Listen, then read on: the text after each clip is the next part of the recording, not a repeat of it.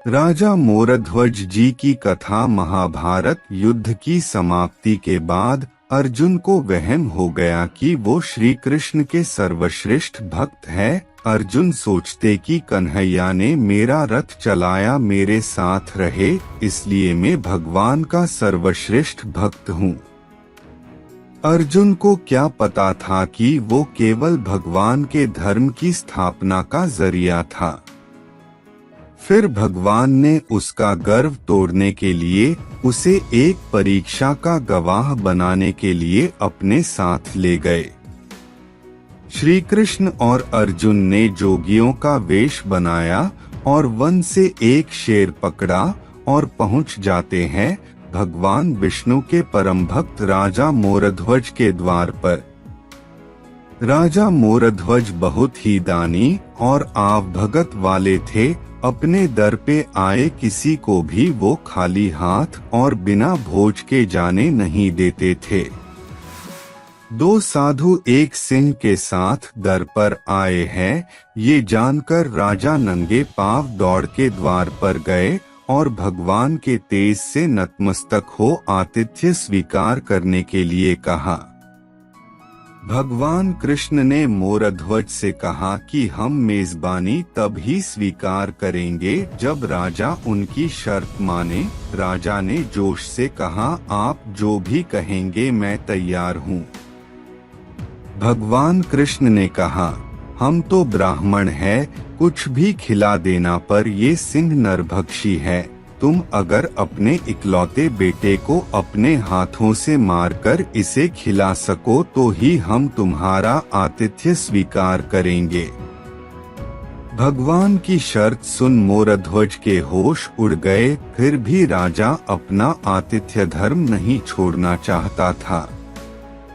उसने भगवान से कहा, प्रभु मुझे मंजूर है, पर एक बार मैं अपनी पत्नी से पूछ लूं। भगवान से आज्ञा पाकर राजा महल में गया तो राजा का उतरा हुआ मुख देखकर पतिव्रता रानी ने राजा से कारण पूछा। राजा ने जब सारा हाल बताया तो रानी के आंखों से अश्रु बह निकले। फिर भी वो अभिमान से राजा से बोली कि आपकी आन पर मैं अपने सैकड़ों पुत्र कुर्बान कर सकती हूँ। आप साधुओं को आदर पूर्वक अंदर ले आइए। अर्जुन ने भगवान से पूछा, माधव ये क्या माजरा है, आपने ये क्या मांग लिया? कृष्ण बोले, अर्जुन तुम देखते जाओ और चुप रहो। राजा तीनों को अंदर ले आए और भोजन की तैयारी शुरू की। भगवान को 56 भोग परोसा गया पर अर्जुन के गले से उत्तर नहीं रहा था। राजा ने स्वयं जाकर पुत्र को तैयार किया। पुत्र भी 3 साल का था, नाम था रतन कंवर। वो भी मात पिता का भक्त था। उसने भी हंसते हंसते अपने प्राण दे दिए, परंतु उफ ना की। राजा रानी ने अपने हाथों में आरी लेकर पुत्र के 2 टुकड़े किए और सिंह को परोस दिया। भगवान ने भोजन ग्रहण किया, पर जब रानी ने पुत्र का आधा शरीर देखा तो वो आंसू रोक न पाई। भगवान इस बात पर गुस्सा हो गए कि लड़के का एक फाड़ कैसे बच गया। भगवान रुष्ट होकर जाने लगे तो राजा रानी रुकने की मिन्नतें करने लगे। अर्जुन को एहसास हो गया था कि भगवान मेरे ही गर्व को तोड़ने के लिए ये सब कर रहे हैं।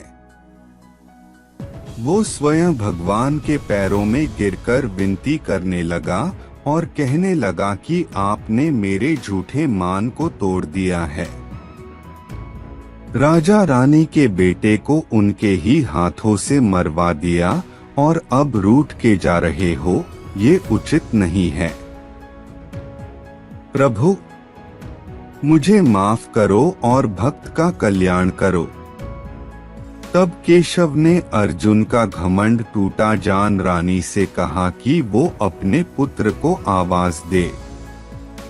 रानी ने सोचा पुत्र तो मर चुका है, अब इसका क्या मतलब, पर साधुओं की आज्ञा मानकर उसने पुत्र रतन कंवर को आवाज लगाई।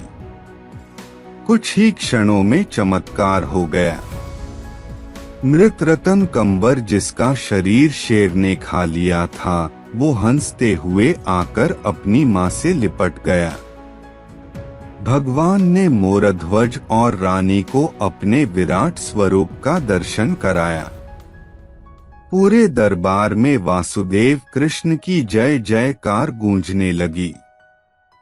भगवान के दर्शन पाकर अपनी भक्ति सार्थक जान मोरध्वज की आंखें भर आई और वो बुरी तरह बिलखने लगे।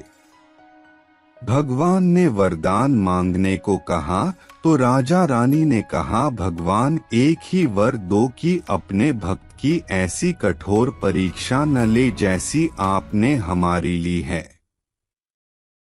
तथास्तु कहकर भगवान ने उसको आशीर्वाद दिया और पूरे परिवार को मोक्ष दिया।